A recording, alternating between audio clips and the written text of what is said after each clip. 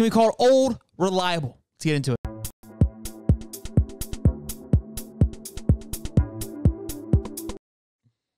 Old Reliable, Saban versus Kiffin. Everyone told me to go with Nick Saban. I thought Lane Kiffin was going to take the buck here and run away with the thing. But again, Old Reliable gets it done once again. When you see that 3:30 time slot with Bama on there and Ole Miss, you got to stick with the guns. It's grandfathered in. Pops has still got it. And Lane Kiffin goes home upset.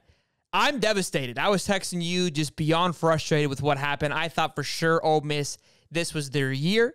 You've got Saban down and out. His back's against the wall. Can't seem to figure out the quarterback room situation. You struggle against USF. I know it's at home. I was just flabbergasted by the fact that Alabama was favored by 6. The complete disrespect. You got Lane Kiffin feeling himself. Lane Kiffin, you are a fraud. I am beyond frustrated with you. I enjoy me some Lane Kiffin. I love his energy. I want to see him win. I would love to see more of Lane Kiffin as long as it's not taking out my Florida Gators. But you just continue to do the same thing year in and year out. And what blows my mind is some Florida fans wanted him. I don't want that guy on a 10-foot pole. He's just all flash and no bite. I love the style, love the swagger. This was your opportunity, and you let me down, and you let maybe half the country down. I think most people expected Bama. I was the only one that was blinded by it. What are your thoughts, Cody? Yeah, absolutely. Lane Kiffin just lays another egg again. You know, he is the world's greatest used car salesman.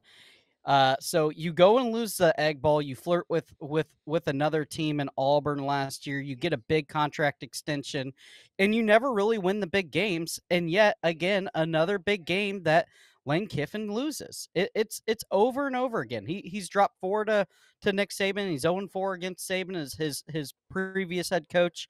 It's one of those things where I feel like the hype train behind Kiffin, I don't know why so many people love him, but you know, stay at Ole Miss because he can stay there forever, not win the big games, get a couple flashy wins every now and then. But as you said, I feel like he's a fraud. Yeah, he definitely is a fraud, and it's frustrating because, again, this was your game to get it done. Ole Miss isn't going to be upset about it or frustrated because that's Ole Miss. They're expected. This is what they expect. It's going to be okay. They'll move on. I was expecting more from Ole Miss. Look, I think Ole Miss will roll Auburn. Auburn didn't give me any reason to believe. I feel confident in my pick that they're going to be the bottom half of the SEC West. They looked like it on past Saturday. So did Texas A&M. Neither team wanted to win in the beginning, and then the A&M started to pull away when that new quarterback came into play. I think Max Johnson is his name.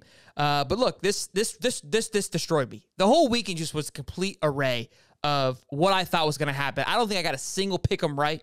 I was completely off the mark on everything. I had Notre Dame. I think I got Utah was the only one that I got right. I missed the Auburn pick. I missed the Ole Miss pick.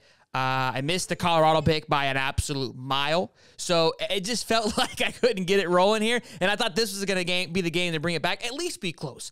At least give me something to cheer for. The only exciting game, in my opinion, which this week we've waited for all week, this entire year, only really exciting game happened to be Ohio State and Notre Dame. Yeah, and it's another thing where I feel like the expectations aren't there, so it doesn't really matter to Ole Miss, like you just said. But it's like at one point, as flashy as you are, you got to step up, you got to nut up, and you got to win the big one. Get your popcorn ready, right? Absolutely. He needed to get it done there. But look, that is our segment, Old Reliable there.